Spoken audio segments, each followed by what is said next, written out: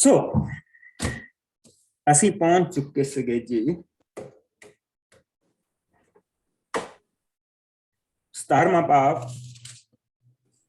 ਉਹਦੀ 41 ਆਇਤ ਤੋਂ ਅਸੀਂ ਦੁਬਾਰਾ ਪੜਾਂਗੇ। 41 ਤੋਂ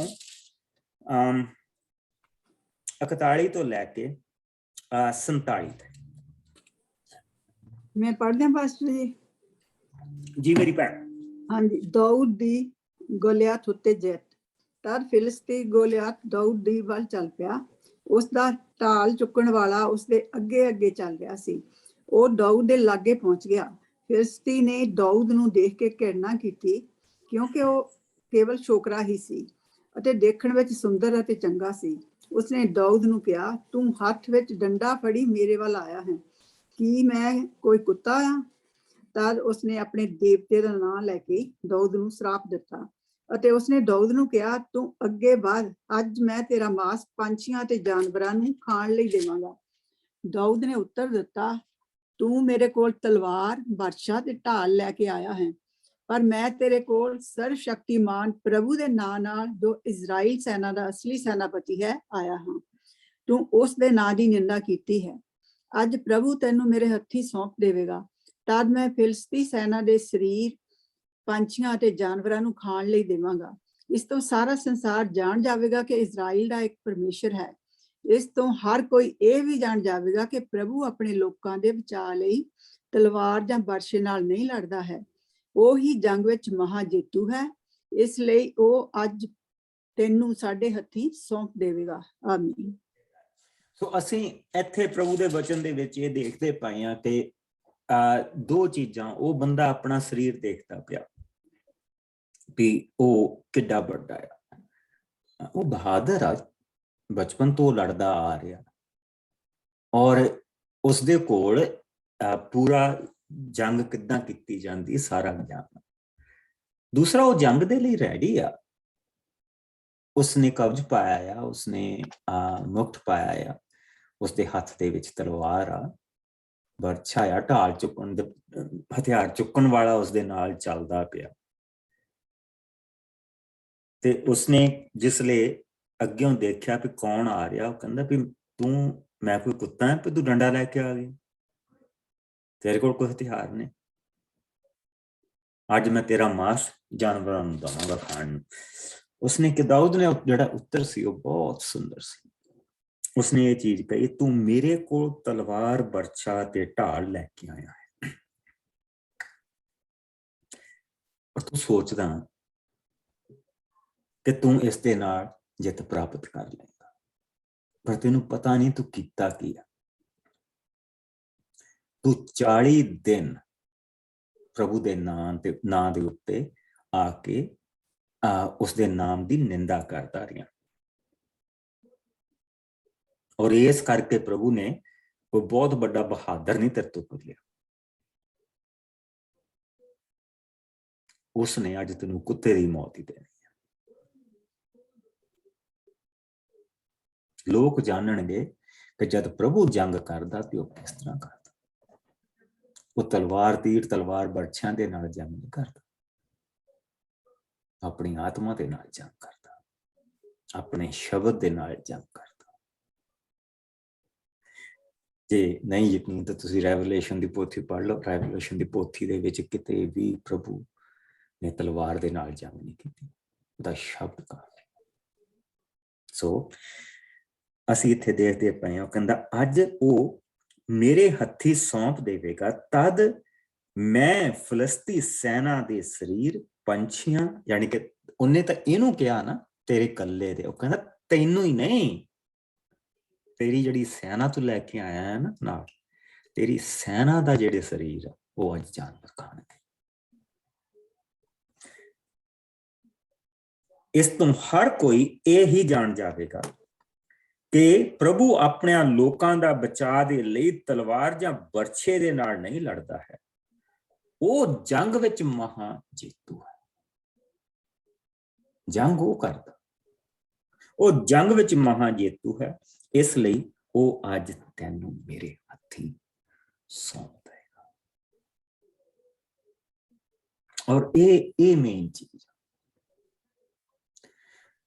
ਜਦ ਅਸੀਂ ਸਹਾਰੇ ਦੇਖਦੇ ਹਾਂ ਨਾ ਕਿ ਪ੍ਰਭੂ ਸ਼ਾਇਦ ਇਹਦੇ ਨਾਲ ਇਹਦੇ ਨਾਲ ਜਾਂ ਉਹਦੇ ਨਾਲ ਇਹਦੇ ਨਾਲ ਸਾਨੂੰ ਜਿੱਤ ਜਾਏਗਾ, ਨਹੀਂ, ਪ੍ਰਭੂ ਦੇ ਕੰਮ ਬੜੇ ਅਜੀਬ ਹੁੰਦੇ ਆ। ਜੇ ਪ੍ਰਭੂ ਮੇਰੀਆਂ ਬਣਾਈਆਂ ਵਿਉਂਤਾਂ ਦੇ ਨਾਲ ਕੰਮ ਕਰੇ ਨਾ, ਤੇ ਫਿਰ ਉਹਨੂੰ ਸਲਾਹਕਾਰ ਚਾਹੀਦਾ। ਉਹ ਮੇਰੀਆਂ ਵਿਉਂਤਾਂ ਨਾਲ ਕੰਮ ਨਹੀਂ ਕਰਦਾ, ਉਹ ਆਪਣੇ ਤਰੀਕੇ ਨਾਲ ਕੰਮ ਕਰਦਾ। ਉਹਦੇ ਕੰਮ ਸਾਰੇ ਨਿਰਾਲੇ ਹੁੰਦੇ ਆ, ਅਜੀਬ ਹੁੰਦੇ ਆ। ਔਰ ਪਿੱਛੇ ਮੁੜ ਕੇ ਫਿਰ ਤੁਸੀਂ ਕਹਿ ਸਕਦੇ ਆ ਕਿ ਇਹ ਫਿਰ ਤੁਸੀਂ ਕਹਿ ਸਕਦੇ ਆ ਆਪਣੇ ਤਰੀਕੇ ਨਾਲ ਬਹੁਤ ਟਰਾਈਆਂ ਕੀਤੀਆਂ, ਨਹੀਂ ਗੱਲ ਬਣੀ, ਫਿਰ ਮੈਂ ਦੁਆ ਕੀਤੀ ਤੇ ਪ੍ਰਭੂ ਨੇ ਨਵੇਂ ਤਰੀਕੇ ਨਾਲ ਕੰਮ ਕੀਤਾ। ਉਹ ਫਿਰ ਤੁਸੀਂ ਆਪਣੇ ਆਪ ਨੂੰ ਮਹਿਮਾ ਨਹੀਂ ਦਿੰਦੇ, ਕਿਸੇ ਬੰਦੇ ਨੂੰ ਮਹਿਮਾ ਨਹੀਂ ਦਿੰਦੇ, ਫਿਰ ਅਸੀਂ ਸਿਰਫ ਤੇ ਸਿਰਫ ਆਪਣੇ ਪ੍ਰਭੂ ਨੂੰ ਮਹਿਮਾ ਦਿੰਦੇ। And that's the main thing. ਔਰ ਉੱਥੋਂ ਪਤਾ ਲੱਗਦਾ God is at work. ਉੱਥੋਂ ਪਤਾ ਲੱਗਦਾ ਪ੍ਰਭੂ ਕੰਮ ਕਰ ਰਿਹਾ, ਪ੍ਰਭੂ ਕੰਮ ਕਰਦਾ। ਸੋ 48 ਆਇਤ ਦੇ ਵਿੱਚ ਅਸੀਂ ਆ ਗਏ ਹਾਂ। ਹੁਣ 48 ਤੋਂ ਲੈ ਕੇ ਕੋਈ ਜਾਣਾ ਇਸ ਚੈਪਟਰ ਨੂੰ ਖਤਮ ਕਰ। ਤਦ ਗੋਲਿਆਥ ਅੱਗੇ ਦਾਊਦ ਵੱਲ ਜਾਣ ਲੱਗਾ ਤਾਂ ਦਾਊਦ ਤੁਰੰਤ ਫਿਲਿਸਤੀ ਸੈਨਾ ਵੱਲ ਲੜਨ ਲਈ ਦੌੜਿਆ। ਉਸਨੇ ਆਪਣੇ ਥੈਲੇ ਵਿੱਚ ਹੱਥ ਪਾ ਕੇ ਇੱਕ ਪੱਥਰ ਕੱਢ ਕੇ ਆਪਣੇ ਗੋਪੀਏ ਵਿੱਚ ਰੱਖ ਕੇ ਨਿਸ਼ਾਨਾ ਲੈ ਕੇ ਗੋਲਿਆਥ ਦੇ ਮੱਥੇ ਵਿੱਚ ਮਾਰਿਆ। ਪੱਥਰ ਗੋਲਿਆਥ ਦੇ ਮੱਥੇ ਵਿੱਚ ਅੰਦਰ ਖੁੱਭ ਗਿਆ ਅਤੇ ਉਹ ਧਰਤੀ ਉੱਤੇ ਡਿੱਗ ਪਿਆ। ਇਸ ਤਰ੍ਹਾਂ ਦਾਊਦ ਨੇ ਬਿਨਾਂ ਹੱਥ ਵਿੱਚ ਤਲਵਾਰ ਲਿਆ ਹੀ ਗੋਲਿਆਥ ਨੂੰ ਆਪਣੇ ਗੋਪੀਏ ਤੇ ਇੱਕ ਪੱਥਰ ਨਾਲ ਮਾਰ ਦਿੱਤਾ। ਫਿਰ ਦਾਊਦ ਦੌੜ ਕੇ ਗਿਆ ਤੇ ਗੋਲਿਆਥ ਦੇ ਸਰੀਰ ਉੱਤੇ ਖੜਾ ਹੋ ਗਿਆ ਤੇ ਉਸਦੀ ਤਲਵਾਰ ਮਿਆਨ ਵਿੱਚੋਂ ਕੱਢ ਕੇ ਉਸਦਾ ਸਿਰ ਧੜ ਨਾਲੋਂ ਵੱਖ ਕਰ ਦਿੱਤਾ। ਜਦੋਂ ਫਿਲਿਸਤੀਆਂ ਨੇ ਦੇਖਿਆ ਕਿ ਉਹਨਾਂ ਦਾ ਵੀਰ ਮਾਰਿਆ ਗਿਆ ਹੈ ਤਾਂ ਉਹ ਡਰ ਦੇ ਮਾਰੇ ਨੱਠਣ ਲੱਗੇ। ਤਦ ਇਜ਼ਰਾਈਲੀ ਅਤੇ ਯਹੂਦੀ ਸੈਨਾ ਨੇ ਫਿਲਿਸਤੀਆਂ ਦਾ ਪਿੱਛਾ ਗਤ ਤੇ ਅਕਰੋਨ ਦੇ ਫਾਟਕਾਂ ਤੱਕ ਕੀਤਾ। ਸਾਰੈਮ ਦੇ ਸਾਰੇ ਰਾਹ ਵਿੱਚ ਗਤ ਅਤੇ ਅਕਰੋਨ ਤੱਕ ਫਿਲਿਸਤੀਆਂ ਦੇ ਜ਼ਖਮੀ ਪਏ ਹੋਏ ਸਨ। ਫਿਰ ਇਜ਼ਰਾਈਲੀਆਂ ਨੇ ਵਾਪਸ ਆ ਕੇ ਫਿਲਿਸਤੀਆਂ ਦਾ ਕੈਂਪ ਲੁੱਟ ਲਿਆ। ਦਾਊਦ ਗੋਲਿਆਥ ਦਾ ਸਿਰ ਯਰੂਸ਼ਲਮ ਵਿੱਚ ਲੈ ਆਇਆ, ਪਰ ਉਸਨੇ ਗੋਲਿਆਥ ਦੇ ਹਥਿਆਰ ਆਪਣੇ ਤੰਬੂ ਵਿੱਚ ਹੀ ਰੱਖੇ। ਦਾਊਦ ਦਾ ਸਾਊਲ ਦੇ ਸਾਹਮਣੇ ਜਾਣਾ। ਜਦੋਂ ਦਾਊਦ ਗੋਲਿਆਥ ਨਾਲ ਲੜਨ ਜਾ ਰਿਹਾ ਸੀ ਤਾਂ ਸਾਊਲ ਨੇ ਆਪਣੇ ਸੈਨਾਪਤੀ ਅਬਨੇਰ ਤੋਂ ਪੁੱਛਿਆ, ਇਹ ਕਿਸ ਦਾ ਮੁੰਡਾ ਹੈ? ਅਬਨੇਰ ਨੇ ਉੱਤਰ ਦਿੱਤਾ, ਮਹਾਰਾਜ, ਮੈਂ ਜਾਣਦਾ ਨਹੀਂ ਹਾਂ।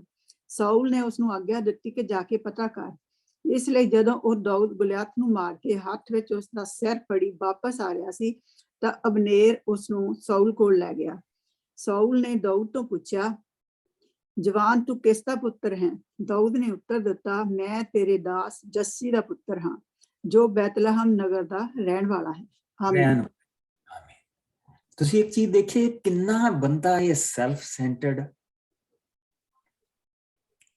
ਜਦੋਂ ਪ੍ਰਭੂ ਦਾ ਆਤਮਾ ਇਹਦੇ ਤੋਂ ਚਲਾ ਗਿਆ ਔਰ ਬੁਰੀ ਆਤਮਾ ਆ ਗਈ ਔਰ ਦਾਊਦ ਆ ਕੇ ਇਹਦੇ ਕਮਰੇ ਦੇ ਵਿੱਚ ਜਿਸਲੇ ਉਹ ਪ੍ਰਭੂ ਦੇ ਨਾਮ ਦੀ ਵਡਿਆਈ ਕਰਦਾ ਤੇ ਉਹ ਆਤਮਾ ਚਲਿਆ ਜਾਂਦਾ। ਉਸਨੇ ਇੱਕ ਵਾਰੀ ਨਹੀਂ ਉਸਨੂੰ ਪੁੱਛਿਆ ਕਿ ਤੂੰ ਕਿਸ ਦਾ ਮੁੰਡਾ। ਇੱਕ ਵਾਰੀ ਨਹੀਂ ਪੁੱਛਿਆ।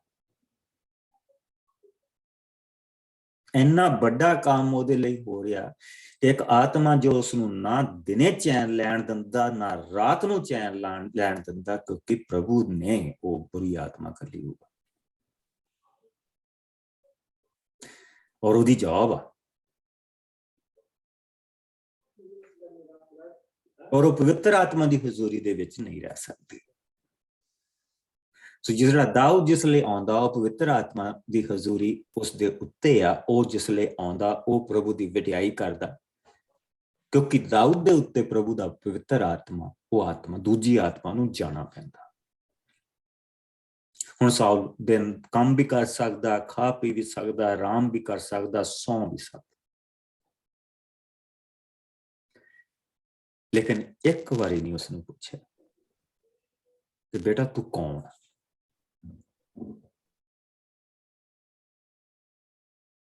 ਤੂੰ ਕੌਣ? He's a totally self-centered। ਔਰ ਪਿੱਛੇ ਅਸੀਂ ਦੇਖਿਆ ਸੀਗਾ ਕਿ ਜਦ ਉਸਨੇ ਸਹੁੰ ਚੁੱਕੀ ਕਿ ਜਦ ਤੱਕ ਤੁਸੀਂ ਜਿੱਤ ਪ੍ਰਾਪਤ ਨਹੀਂ ਕਰਦੇ ਉਨੀ ਦੇਰ ਤੱਕ ਕੋਈ ਨਹੀਂ ਖਾਏਗਾ। ਭੁੱਖੀ ਸੈਨਾ ਕਰ ਲਈ ਉਹਨੇ। ਉਸਦੇ ਪੁੱਤਰ ਨੇ ਥੋੜਾ ਜਿਹਾ ਸ਼ਹਿਦ ਖਾ ਲਿਆ ਤੇ ਉਸਨੇ ਬਾਕੀਆਂ ਨੂੰ ਵੀ ਕਿਹਾ, ਉਸਨੇ ਕਿਹਾ ਤੇਰੇ ਬਾਪ ਨੇ ਤਾਂ ਸਹੁੰ ਚੁੱਕੀ ਹੋ ਅੱਜ ਦੀ। ਪਰ ਜਦ ਉਹ ਗਏ ਆ ਤੇ ਗੁਣਾ ਪਾਇਆ, ਗੁਣਾ ਨਿਕਲਿਆ ਆਪਣੇ ਘਰ ਦਾ। ਔਰ ਫਿਰ ਪਿਤਾ ਔਰ ਪੁੱਤਰ ਦੇ ਵਿੱਚ ਗੁਣਾ ਪਾਇਆ, ਗੁਣਾ ਜੋਨਾਥਨ ਦਾ ਨਿਕਲਿਆ। ਉਸਨੇ ਕਿਹਾ ਤੂੰ ਕੀ ਕੀਤਾ? ਉਸਨੇ ਕਿਹਾ ਮੈਂ ਤਾਂ ਥੋੜਾ ਜਿਹਾ ਸ਼ਹਿਦ ਖਾਦਾ ਸੀ। ਕਹਿੰਦਾ ਇਹਨੂੰ ਮਾਰਨਾ ਪੈਣਾ, ਨਹੀਂ ਤਾਂ ਪ੍ਰਭੂ ਮੈਨੂੰ ਮਾਰ ਦੇਗਾ।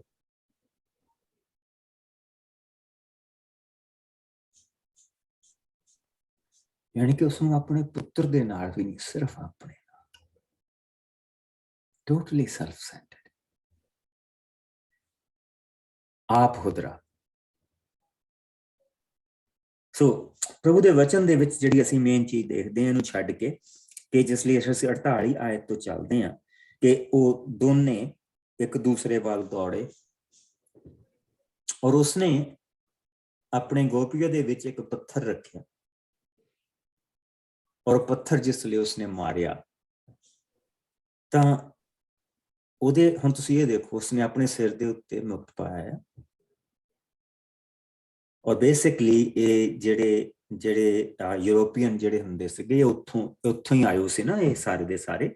ਜਿਹੜਾ ਅੱਜ ਦਾ ਇਟਲੀ ਆ, ਅੱਜ ਦਾ ਮੈਸੇਡੋਨੀਆ ਆ, ਅੱਜ ਦੇ ਜਿਹੜੇ ਹੈਗੇ ਆ ਇਹ ਸਾਰੇ ਕੰਟਰੀ, ਸਿਸਲੀ ਵਗੈਰਾ ਜਿਹੜੇ ਕੰਟਰੀ ਆ, ਇਹ ਉੱਥੋਂ ਉੱਜੜ ਕੇ ਆਏ ਸੀਗੇ। ਔਰ ਆ ਕੇ ਇਹਨਾਂ ਨੂੰ ਇਜਿਪਟ ਦੇ ਰਾਜੇ ਨੇ ਇੱਥੇ ਵਸਾਇਆ ਸੀ। ਇਹ ਜਿਹੜੇ ਫਿਲਿਸਤੀ ਸੀ, ਇਹ ਗੋਰੇ ਲੋਕ ਸੀ।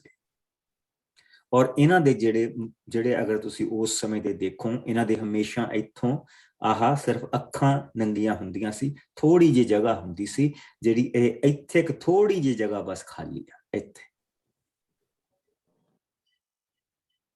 ਔਰ ਉਹ ਪੱਥਰ ਉਹਦੇ ਅੰਦਰ ਤੱਕ ਖੁੱਭ ਗਿਆ।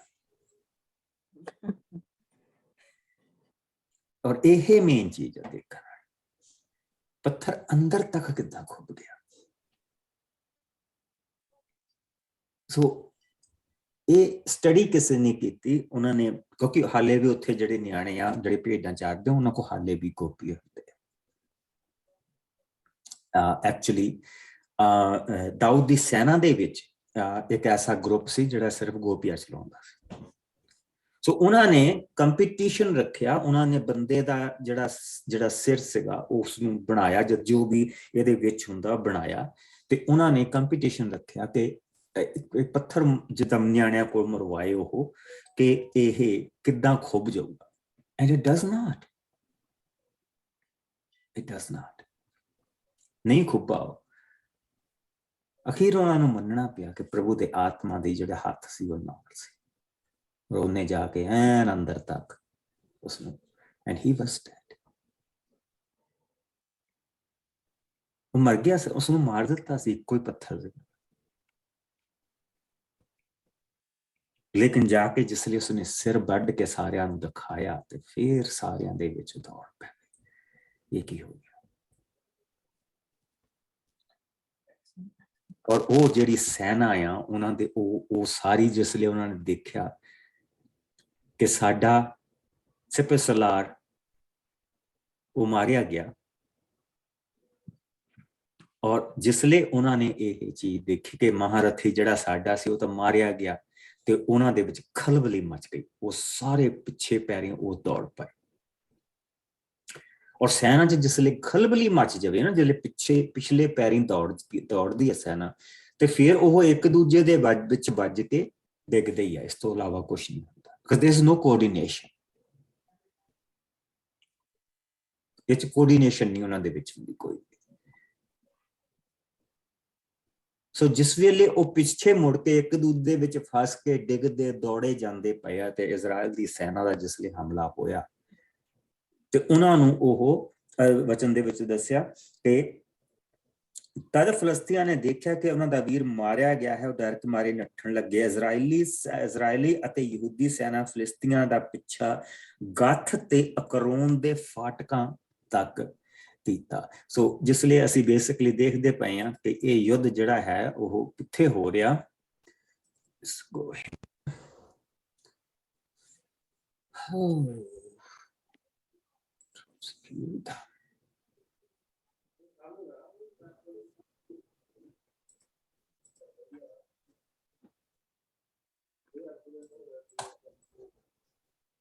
Come on.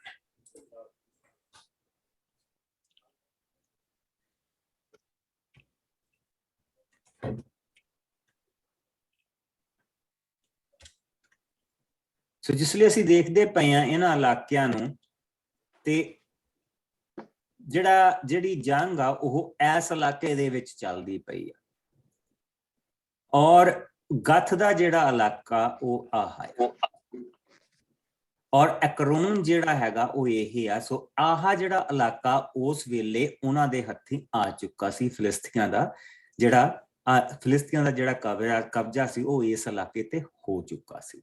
ਸੋ ਉਹਨਾਂ ਨੇ ਦਾਨ ਦਾ ਜਿਹੜਾ ਕਬੀਲਾ ਸੀ ਉਹਦਾ ਇਲਾਕਾ ਵੀ ਆਜ਼ਾਦ ਕਰਾ ਲਿਆ, ਔਰ ਉਸ ਤੋਂ ਬਾਅਦ ਉਹਨਾਂ ਨੇ ਗਥ ਤੱਕ ਉਹਨਾਂ ਦਾ ਪਿੱਛਾ ਕੀਤਾ। ਸੋ ਜਿਹੜਾ ਉਹਨਾਂ ਦਾ ਰਾਜ ਸੀ, ਉਹਨਾਂ ਨੇ ਇੰਨੇ ਹੋਰ ਇਲਾਕੇ ਦੇ ਉੱਤੇ ਕਬਜ਼ਾ ਕਰ ਲਿਆ। ਸੋ ਦਾਨ ਦਾ ਜਿਹੜਾ ਕਬੀਲਾ ਸੀ ਉਸ ਦਾ ਇਲਾਕਾ ਇੰਨਾ ਹੋਰ ਵੱਧ ਗਿਆ, ਔਰ ਉਹਨਾਂ ਨੇ ਆਪਣੇ ਜਿਹੜੇ ਗਿਬਿਓਨ ਤੇ ਐਕਰੋਨ ਤੇ ਗਥ, ਇਹ ਸਾਰੇ ਉਹਨਾਂ ਨੇ ਇਲਾਕੇ ਜਿਹੜੇ ਸੀ ਉਹ ਆਜ਼ਾਦ ਕਰਾ ਲਏ। So that's what we are looking at. So ਅਸੀਂ ਜਿਸ ਲਈ ਪ੍ਰਭੂ ਦੇ ਵਚਨ ਦੇ ਵਿੱਚ ਸੋ ਇਤਿਹਾਸਕ ਤੌਰ ਤੇ ਉਹ ਚੀਜ਼ਾਂ ਉੱਥੇ ਹੋ ਰਹੀਆਂ। ਸੋ ਉਹ ਉਸਦਾ ਸਿਰ ਲੈ ਕੇ ਜਰੂਸਲਮ ਦੇ ਵੱਲ ਨੂੰ ਚੱਲ ਪਿਆ, ਔਰ ਰਸਤੇ ਦੇ ਵਿੱਚ ਸੌਲ ਨੇ ਪੁੱਛਿਆ ਵੀ ਇਹ ਕੌਣ ਆ। ਉਸਨੇ ਕਿਹਾ ਕਿ ਮੈਨੂੰ ਵੀ ਨਹੀਂ ਪਤਾ। ਅਬਨੇਰ ਨੇ ਕਿਹਾ ਮੈਨੂੰ ਵੀ ਨਹੀਂ ਪਤਾ। ਅਬਨੇਰ ਉਸਦਾ ਸਿਪਸਲਾਰ, ਉਸਨੇ ਕਿਹਾ ਮੈਨੂੰ ਵੀ ਨਹੀਂ ਪਤਾ ਵੀ ਇਹ ਕੌਣ। ਉਸਨੇ ਕਿਹਾ ਪੁੱਛ ਕੇ ਮੈਨੂੰ ਦੱਸ ਕੇ ਕੌਣ। ਸੋ ਉਸਨੂੰ ਉਹਦੇ ਕੋਲ ਹੀ ਲੈ ਗਿਆ। ਤੂੰ ਕੌਣ ਆ? ਉਸਨੇ ਕਿਹਾ ਮੈਂ ਦਾਊਦ, ਮੈਂ ਯੱਸੀ ਦਾ ਪੁੱਤਰ, ਮੈਂ ਰੂਥ ਦਾ ਪੜਪੋਤਾ ਹੈ। ਆਮੇਨ। ਹਾਂ, ਪ੍ਰਭੂ ਦੀਆਂ ਬਰਕਤਾਂ। ਤੁਸੀਂ ਦੇਖੋ ਕਿ ਉਹ ਰੂਥ ਜਿਹੜੀ ਵਿਚਾਰੀ ਮੁਆਬਣ ਸੀ,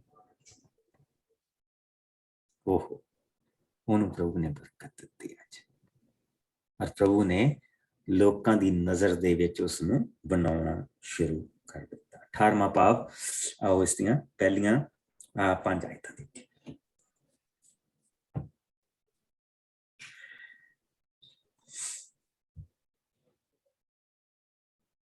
ਹਾਂਜੀ ਪਹਿਲੀਆਂ 5।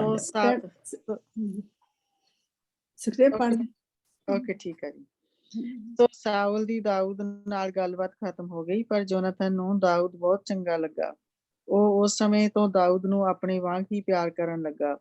ਸਾਊਲ ਨੇ ਉਸ ਦਿਨ ਤੋਂ ਦਾਊਦ ਨੂੰ ਆਪਣੇ ਕੋਲ ਹੀ ਰੱਖ ਲਿਆ ਅਤੇ ਉਸਨੂੰ ਆਪਣੇ ਪਿਤਾ ਦੇ ਘਰ ਨਾ ਜਾਣ ਦਿੱਤਾ। ਜੋਨਾਥਨ ਨੇ ਦਾਊਦ ਨਾਲ ਹਮੇਸ਼ਾ ਦੀ ਮਿੱਤਰਤਾ ਦਾ ਨੇਮ ਬੰਨਿਆ, ਕਿਉਂਕਿ ਉਹ ਦਾਊਦ ਨੂੰ ਬਹੁਤ ਚਾਹੁੰਦਾ ਸੀ। ਉਸਨੇ ਦਾਊਦ ਨੂੰ ਆਪਣਾ ਚੋਗਾ, ਤਲਵਾਰ, ਤੀਰ ਕਮਾਨ ਅਤੇ ਪਟਕਾ ਦਿੱਤਾ। ਸਾਊਲ ਜਿੱਥੇ ਵੀ ਦਾਊਦ ਨੂੰ ਘੱਲਦਾ ਉਹ ਸਫਲ ਹੋ ਕੇ ਵਾਪਸ ਆਉਂਦਾ ਸੀ। ਇਸ ਲਈ ਸਾਊਲ ਨੇ ਉਸਨੂੰ ਆਪਣੀ ਸੈਨਾ ਵਿੱਚ ਇੱਕ ਉੱਚਾ ਪਦ ਦਿੱਤਾ। ਇਸ ਤੋਂ ਸਾਊਲ ਨੇ ਸਭ ਅਫਸਰ ਅਤੇ ਫੌਜੀ ਖੁਸ਼ ਹੋਏ। ਆਮੇਨ। ਸੋ ਹੁਣ ਤੁਸੀਂ ਦੇਖੋ ਕਿਸ ਤਰ੍ਹਾਂ ਪ੍ਰਭੂ ਉਸਦੇ ਪ੍ਰਭਾਵ ਨੂੰ ਵਧਾਉਂਦਾ ਪਿਆ। ਸੋ ਪ੍ਰਭੂ ਨੇ ਉਸ ਨੂੰ ਛੋਟੀ ਉਮਰ ਚ 16-17 ਸਾਲ ਦੀ ਉਮਰ ਦੇ ਵਿੱਚ ਚੁਣਿਆ। ਉਸਨੇ ਸਾਊਲ ਦੇ ਉੱਤੇ ਬੁਰਾ ਆਤਮਾ ਘੱਲਿਆ ਜੋ ਉਸਨੂੰ ਸਤਾਉਂਦਾ ਸੀ। ਦਾਊਦ ਨੂੰ ਉੱਥੇ ਲੈ ਕੇ ਆਇਆ ਜੋ ਉਸਦਾ ਇਲਾਜ ਸੀ, ਔਰ ਦਾਊਦ ਉਸ ਤੋਂ ਬਾਅਦ ਉਸਨੇ ਰਾਜ ਦਰਬਾਰ ਦੇ ਵਿੱਚ ਚੀਜ਼ਾਂ ਸਿੱਖਣੀਆਂ ਸ਼ੁਰੂ ਕੀਤੀਆਂ। ਹੁਣ ਉਸਨੂੰ ਜੰਗ ਦੀਆਂ ਚੀਜ਼ਾਂ ਸਿੱਖਣ ਦੀ ਜ਼ਰੂਰਤ ਹੈ ਕਿ ਇਹ ਜਿਹੜਾ ਬਾਕੀ ਦੇ ਦੇਸ਼ਾਂ ਦੇ ਨਾਲ ਜਾਂ ਮਿੱਤਰਤਾ ਜਾਂ ਜੰਗ ਜਿਸ ਲਈ ਕਰਨੀ ਉਹ ਕਿਸ ਤਰ੍ਹਾਂ ਕਰਨੀ ਹੈ। ਤੇ ਪ੍ਰਭੂ ਨੇ ਉਸ ਦੇ ਵਿੱਚ ਵੀ ਉਸਨੂੰ ਬਰਕਤ ਦੇਣੀ ਸ਼ੁਰੂ ਕਰ ਦਿੱਤੀ। ਜਿਹੜਾ ਜਿਹੜਾ ਯੁਵਰਾਜ ਆ, ਜਿਹੜਾ ਬੰਦਾ ਜਿਸ ਨੇ ਗੱਦੀ ਦੇ ਉੱਤੇ ਬਹਿਣਾ, ਜੋਨਾਥਨ, ਉਸ ਦੀਆਂ ਨਜ਼ਰਾਂ ਦੇ ਵਿੱਚ ਪ੍ਰਭੂ ਨੇ ਉਸ ਨੂੰ ਬਰਕਤ ਦਿੱਤੀ। ਔਰ ਅਸੀਂ ਕੀ ਵਚਨ ਦੇ ਵਿੱਚ ਦੇਖਦੇ ਪਏ ਹਾਂ ਕਿ ਉਸਨੇ ਉਸ ਦੇ ਨਾਲ ਮਿੱਤਰਤਾ ਦਾ ਨੇਮ ਬੰਨ੍ਹਿਆ। ਔਰ ਮਿੱਤਰਤਾ ਜਿਹੜਾ ਨੇਮ ਹੁੰਦਾ ਕਿ you will look after my six, ਕਹਿਣ ਦਾ ਕਿ ਮਤਲਬ ਕਿ ਜਿੱਦਾਂ ਅਸੀਂ ਮੋਹਰੇ ਨੂੰ ਜਿਹੜਾ ਚਿਹਰਾ ਕੀਤਾ, ਘੜੀ ਦੇ ਗੱਬੇ ਅਸੀਂ ਖੜੇ ਹਾਂ, ਮੋਹਰੇ ਨੂੰ ਚਿਹਰਾ ਕੀਤਾ, ਮੋਹਰੇ 12 o'clock ਆ, ਲੇਕਿਨ ਪਿੱਠ ਦੇ ਪਿੱਛੇ 6 o'clock ਆ, ਤੇ ਤੇਰੇ ਹੁੰਦਿਆਂ ਮੈਨੂੰ ਆਪਣੇ ਪਿੱਛੇ ਦਾ ਫਿਕਰ ਨਹੀਂ ਕੀ ਹੋ ਗਿਆ। ਇਹ ਮਿੱਤਰਤਾ ਦਾ ਨੇਮ ਹੁੰਦਾ ਕਿ ਮੈਨੂੰ ਪਤਾ ਕਿ ਤੂੰ ਮੇਰੀ ਪਿੱਠ ਦੇ ਵਿੱਚ ਛੁਰਾ ਨਹੀਂ ਘੋਂਪੇਗਾ। ਔਰ ਅਸੀਂ ਕੀ ਦੇਖਦੇ ਪਏ ਹਾਂ ਕਿ ਉਹ ਜਿੱਥੇ ਵੀ ਉਸ ਨੂੰ ਘੱਲਦਾ, ਪ੍ਰਭੂ ਉਹਨੂੰ ਸਫਲਤਾ ਦੇ ਕੇ ਲੈ ਕੇ ਆਉਂਦਾ। ਕਿਉਂ? ਜੰਗ ਕੌਣ ਲੜਦਾ? ਪ੍ਰਭੂ ਲੜਦਾ ਪਿਆ। ਔਰ ਇੱਥੇ ਤੱਕ ਕਿ ਜਿਹੜੇ ਬਾਹਰਲੇ ਉਹ ਹਮਲਾ ਕਰਨ ਤੋਂ ਡਰਦੇ ਪਏ। ਉਹ ਜਿੱਥੇ ਵੀ ਜਾਂਦਾ ਪ੍ਰਭੂ ਉਹਨੂੰ ਬਰਕਤ ਦਿੰਦਾ। ਉਹ ਜਿੱਥੇ ਵੀ ਜਾਂਦਾ ਪ੍ਰਭੂ ਉਹਨੂੰ ਬਰਕਤ ਦਿੰਦਾ। ਹੁਣ ਸਾਊਲ ਨੇ ਦੇਖਿਆ ਕਿ ਇਹ ਤਾਂ ਸਾਰੇ ਇਸ ਨੂੰ ਚਾਹੁੰਦੇ ਆ, ਸਾਰੇ ਚਾਹਣਾ ਤਾਂ ਆਪੇ ਹੀ ਆ, ਜਿਉਂਦੇ ਪਾ ਘਰ ਨੂੰ ਵਾਪਸ ਆਉਂਦੇ ਪਏ, ਕਿਉਂਕਿ ਪ੍ਰਭੂ ਉਹਦੇ ਨਾਲ ਆ, ਪ੍ਰਭੂ ਜੰਗ ਕਰਦਾ ਪਿਆ, ਪ੍ਰਭੂ ਇਹਨਾਂ ਨੂੰ ਬਚਾਉਂਦਾ ਪਿਆ, ਇਹਨਾਂ ਦੀ ਸੰਭਾਲ ਕਰਦਾ ਪਿਆ। ਜਿਉਂਦੇ ਘਰ ਨੂੰ ਵਾਪਸ ਆ ਰਹੇ ਆਪੇ ਸਾਰਿਆਂ ਨੇ ਚਾਹਣਾ। ਸੋ ਉਸ ਨੂੰ ਇੱਕ ਉੱਚਾ ਪਦ ਦਿੱਤਾ ਜਿਸ ਤੋਂ ਕੋਈ ਆਫੀਸਰ ਨਾਰਾਜ਼ ਨਹੀਂ ਹੋਇਆ। ਸਭ ਤੋਂ ਯੰਗ ਜਿਹੜਾ ਸੀ ਉਸ ਨੂੰ ਇੱਕ ਅਫਸਰ ਬਣਾ ਦਿੱਤਾ ਗਿਆ, ਆਫੀਸਰਾਂ ਦੇ ਉੱਤੇ ਆਫੀਸਰ ਬਣਾ ਦਿੱਤਾ ਗਿਆ। ਔਰ ਉਸ ਤੋਂ ਸਾਰੇ ਹੀ ਆਫੀਸਰ ਖੁਸ਼ ਹੋ। ਕਿਸੇ ਨੇ ਨਹੀਂ ਕਿਹਾ ਕਿ ਇਹ ਅਹੁਦਾ ਮੈਨੂੰ ਮਿਲਣਾ ਚਾਹੀਦਾ ਸੀ। ਉਹ ਸਾਰੇ ਹੀ ਖੁਸ਼ ਸੀ। ਪ੍ਰਭੂ ਦੇ ਸਾਰਿਆਂ ਦੇ ਦਿਲਾਂ ਦੇ ਵਿੱਚ ਇਹ ਚੀਜ਼ ਪਾ ਦਿੱਤੀ ਸੀ। ਸਾਰਿਆਂ ਦੇ ਦਿਲ ਪ੍ਰਭੂ ਨੇ ਜਿਤਾ ਦਿੱਤੇ ਸੀ। ਲੇਕਿਨ ਹੁਣ ਸਮਾਂ ਆ ਗਿਆ, ਉਸਨੇ ਜੋ ਕੁਝ ਸਿੱਖਣਾ ਸੀ ਉਸਨੇ ਸਿੱਖ ਲਿਆ। ਹੁਣ ਇੱਕ ਐਸਾ ਸਮਾਂ ਆ ਗਿਆ ਕਿ ਬਹੁਤ ਸਾਰੇ ਇਲਾਕੇ ਐਸੇ ਆ ਜਿਨ੍ਹਾਂ ਦੀ ਸਾਊਲ ਕੋਈ ਕੇਅਰ ਨਹੀਂ ਕਰਦਾ ਪਿਆ, ਔਰ ਉਹ ਇਜ਼ਰਾਈਲ ਦੇ ਹਿੱਸੇ ਆ। ਔਰ ਪ੍ਰਭੂ ਨੇ ਹੁਣ ਉਸ ਨੂੰ ਸਾਊਲ ਤੋਂ ਦੂਰ ਲੈ ਕੇ ਜਾਣਾ ਹੈ। ਔਰ ਪ੍ਰਭੂ ਨੇ ਉਸ ਨੂੰ ਬਹੁਤ ਸਾਰਿਆਂ ਲੋਕਾਂ ਦੇ ਦਿਲਾਂ ਦੇ ਵਿੱਚ, ਆਮ ਪਬਲਿਕ ਦੇ ਦਿਲਾਂ ਦੇ ਵਿੱਚ ਹੁਣ ਜਿੱਤ ਪਾਉਣੀ ਉਹਦੇ ਲਈ। ਸੋ ਅਸੀਂ ਆਓ 6 ਆਇਤ ਤੋਂ ਲੈ ਕੇ 16 ਆਇਤ ਤੱਕ।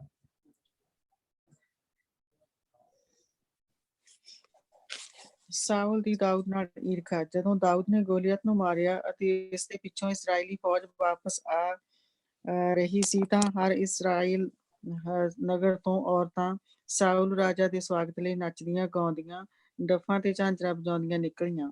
ਉਹ ਗਾ ਰਹੀਆਂ ਸਨ, ਸਾਊਲ ਤਾਂ ਹਜ਼ਾਰਾਂ ਤੇ ਭਾਰੂ ਹੋਇਆ ਪਰ ਦਾਊਦ ਕਈ 10,000 ਤੇ ਭਾਰੂ ਪਿਆ। ਸਾਊਲ ਨੂੰ ਉਹਨਾਂ ਦਾ ਇਹ ਗੀਤ ਪਸੰਦ ਨਾ ਆਇਆ ਅਤੇ ਉਹ ਕ੍ਰੋਧਿਤ ਹੋ ਕੇ ਬੋਲਿਆ, ਦਾਊਦ ਦੇ ਲਈ ਤਾਂ ਉਹਨਾਂ 10,000 ਕਿਹਾ ਹੈ, ਪਰ ਮੇਰੇ ਲਈ ਕੇਵਲ 1000 ਕਿਹਾ ਹੈ। ਹੁਣ ਉਸ ਦੇ ਲਈ ਬਾਕੀ ਪਿੱਛੇ ਕੀ ਰਹਿ ਗਿਆ ਹੈ? ਕੇਵਲ ਮੇਰਾ ਰਾਜ। ਇਸ ਲਈ ਉਹ ਉਸ ਦਿਨ ਤੋਂ ਦਾਊਦ ਨਾਲ ਈਰਖਾ ਕਰਨ ਲੱਗਾ। ਅਗਲੇ ਦਿਨ ਪਰਮੇਸ਼ਰ ਵੱਲੋਂ ਦੁਸ਼ਟ ਆਤਮਾ ਸਾਊਲ ਉੱਤੇ ਉਤਰ ਆਇਆ ਅਤੇ ਉਹ ਪਾਗਲ ਆਦਮੀ ਦੀ ਤਰ੍ਹਾਂ ਆਪਣੇ ਘਰ ਵਿੱਚ ਬੈਠਣ ਲੱਗਾ। ਉਸ ਵੇਲੇ ਦਾਊਦ ਹਮੇਸ਼ਾ ਦੀ ਤਰ੍ਹਾਂ ਪਰਬਤ ਬਚਾ ਰਿਹਾ ਸੀ ਅਤੇ ਸਾਊਲ ਦੇ ਹੱਥ ਵਿੱਚ ਨੇਜ਼ਾ ਸੀ। ਸਾਊਲ ਨੇ ਸੋਚਿਆ, ਮੈਂ ਇਸੇ ਘੜੀ ਦਾਊਦ ਨੂੰ ਵਿੰਨ ਦੇਵਾਂਗਾ। ਇਸ ਲਈ ਉਸਨੇ 2 ਵਾਰ ਨੇਜ਼ਾ ਦਾਊਦ ਵੱਲ ਸੁੱਟਿਆ, ਪਰ ਦਾਊਦ ਦੋਵੇਂ ਵਾਰ ਆਪਣੀ ਚਲਾਕੀ ਨਾਲ ਬਚ ਗਿਆ। ਸੋ ਸਾਊਲ ਦਾਊਦ ਕੋਲੋਂ ਬਹੁਤ ਡਰਨ ਲੱਗ ਪਿਆ ਸੀ, ਕਿਉਂਕਿ ਪ੍ਰਭੂ ਉਸ ਦੇ ਨਾਲ ਸੀ ਅਤੇ ਉਸਨੇ ਸਾਊਲ ਦਾ ਸੰਗ ਛੱਡ ਦਿੱਤਾ ਸੀ। ਤਦ ਸਾਊਲ ਨੇ ਉਸ ਨੂੰ ਆਪਣੀ ਸੇਵਾ ਤੋਂ ਹਟਾ ਕੇ ਆਪਣੀ ਸੈਨਾ ਵਿੱਚ ਹਜ਼ਾਰਾਂ ਦਾ ਸਰਦਾਰ ਬਣਾ ਦਿੱਤਾ ਸੀ। ਇਸ ਲਈ ਲੋਕਾਂ ਦੇ ਸਾਹਮਣੇ ਲੜਾਈ ਵਿੱਚ ਆਉਂਦਾ ਜਾਂਦਾ ਸੀ। ਦਾਊਦ ਜੋ ਵੀ ਕੰਮ ਕਰਦਾ ਉਹ ਸਫਲ ਹੁੰਦਾ ਸੀ, ਕਿਉਂਕਿ ਪ੍ਰਭੂ ਉਸ ਦੇ ਨਾਲ ਸੀ। ਸਾਊਲ ਉਸ ਦੀਆਂ ਸਫਲਤਾਵਾਂ ਨੂੰ ਦੇਖ ਕੇ ਉਸ ਨਾਲ ਹੋਰ ਅਧਿਕ ਈਰਖਾ ਕਰਨ ਲੱਗ ਪਿਆ ਸੀ। ਪਰ ਇਸਰਾਇਲ ਅਤੇ ਯਹੂਦਾ ਦੇ ਸਭ ਲੋਕ ਦਾਊਦ ਨੂੰ ਪਿਆਰ ਕਰਦੇ ਸਨ, ਕਿਉਂਕਿ ਉਹ ਇੱਕ ਸਫਲ ਨੇਤਾ ਸੀ।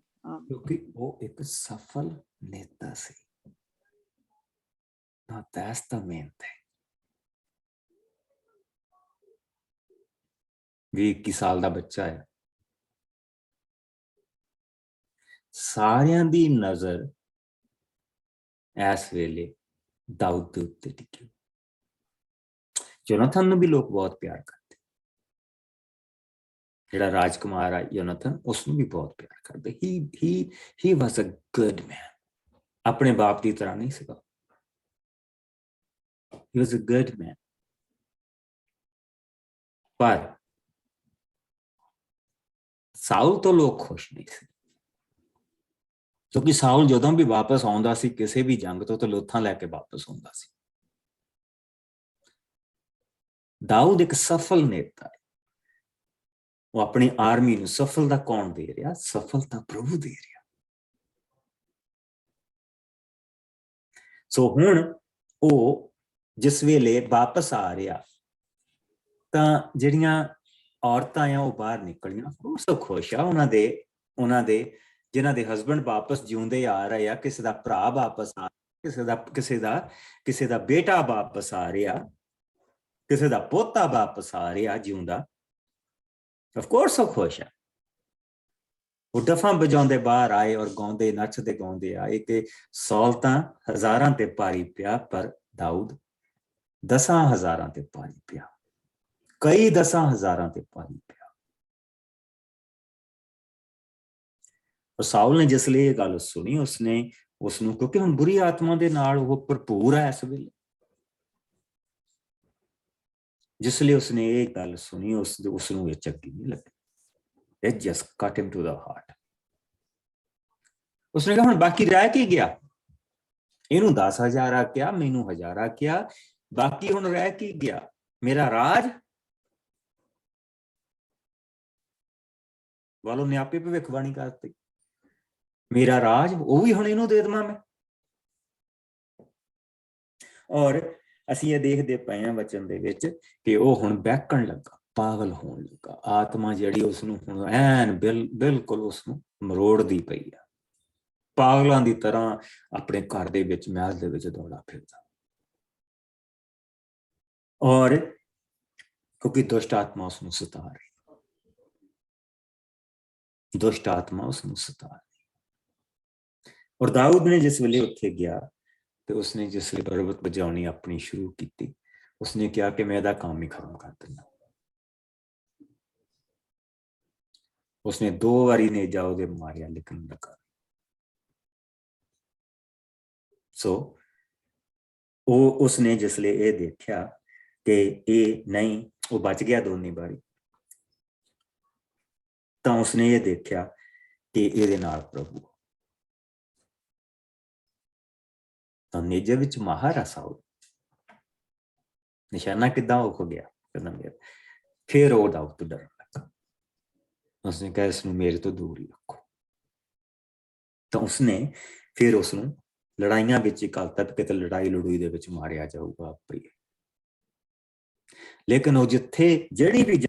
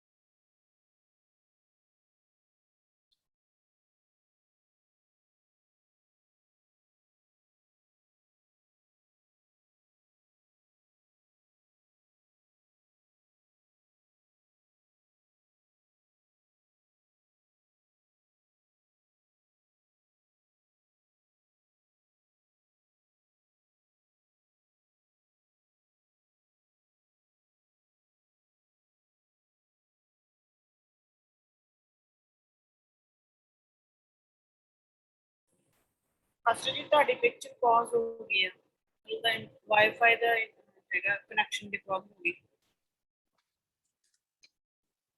ਆਵਾਜ਼ ਵੀ ਨਹੀਂ ਆਉਂਦੀ ਹੈਗੀ। ਹਾਂਜੀ ਆਵਾਜ਼ ਵੀ ਬੰਦ ਹੋ ਗਈ। ਸਾਡੇ ਵਾਈਫਾਈ ਨੂੰ ਪ੍ਰੋਬਲਮ ਹੋਣ ਲੱਗਾ, ਉਹਨਾਂ ਦੇ ਵਾਈਫਾਈ ਨੂੰ ਪ੍ਰੋਬਲਮ ਹੋ ਗਈ।